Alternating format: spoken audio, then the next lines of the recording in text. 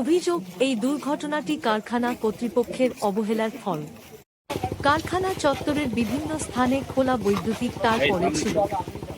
শ্রমিকরা বারবার কর্তৃপক্ষকে এ বিষয় জানালেও কর্তৃপক্ষ তা উপেক্ষা করে বলে অভিযোগ। সেই কারণেই বিদ্যুৎস্পৃষ্ট হয়ে মুন্না সাউ মারা যান। শ্রমিকদের আরও অভিযোগ, কারখানা কর্তৃপক্ষ কর্মচারীদের ইএসআই এবং পিএফের মতো সুবিধা দেয় না। এছাড়াও ওভারটাইম এবং অপর্যাপ্ত মজুরি নিয়ে শ্রমিক ও কর্তৃপক্ষের মধ্যে আগেও বেশ কয়েকবার বিরোধ হয়েছিল।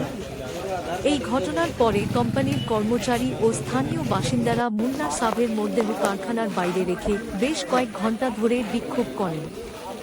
বিক্ষোভকারীরা মৃতের পরিবারের জন্য পর্যাপ্ত ক্ষতিপূরণ, দোষীদের বিরুদ্ধে ব্যবস্থা এবং শ্রমিকদের নিরাপত্তা নিশ্চিত করার দাবি জানান।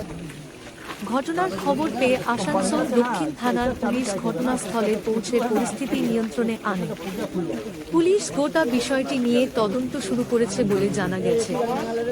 মৃত শ্রমিকের ভাইপো বিজয় সাউ বলেন, কারখানা কর্তৃপক্ষ আমাদের ঘটনার কথা বলেনি। কাকার সঙ্গে কাজ করা একজন আমাদেরকে জানান, তিনিও বিদ্যুৎ স্পৃষ্ট হয়েছিলেন, কিন্তু তিনি বেঁচে যান।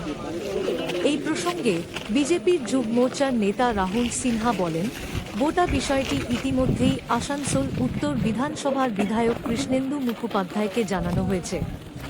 এই কারখানার কর্তৃপক্ষের বিরুদ্ধে শ্রমিকদের অনেক অভিযোগ রয়েছে।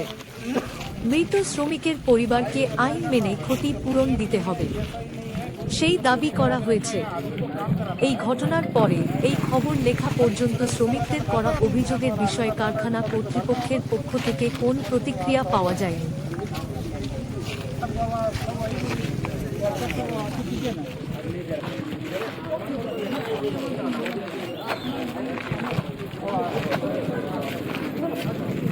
यहाँ चाचा काम करते हैं, कल पानी गिरा है, उससे इलेक्ट्रिक शॉर्ट हुआ था कंपनी में। मेरा चाचा को करंट मारा, उनका साथ और एक जन को करंट मारा है, तो वो तो यंग लड़का था, बच गया।